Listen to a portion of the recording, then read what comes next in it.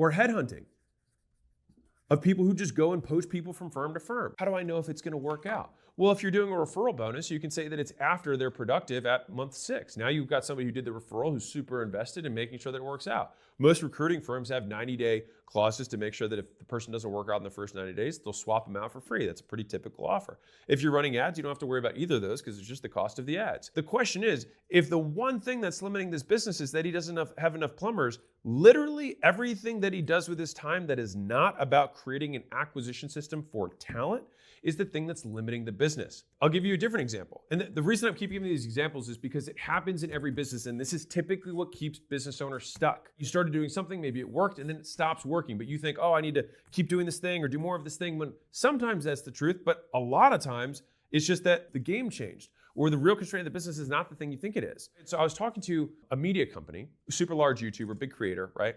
And I said, well, what's the goal? And they said, we want to, build, make more money. I said, okay, great. So what do you think it is right now? And they're like, well, right now, and just to give you context, they're a way bigger channel than me.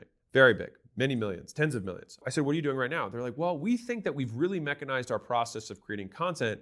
And, we think that we can get these new levels of efficiency in the content creation. And I was like, okay, so out of 100, compared to the marketplace, what would you guys rate your content at right now?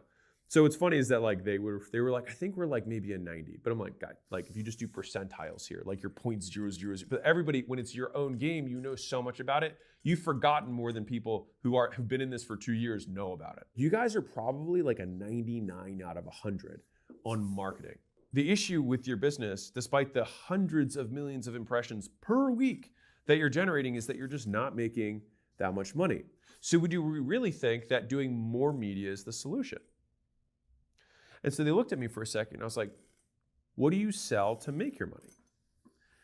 And they were like, well, we do sponsorships every once in a while. We basically this and that. I was like, okay, do you think it's possible that not having a clear monetization mechanism is the issue? What would you rate your monetization strategy at?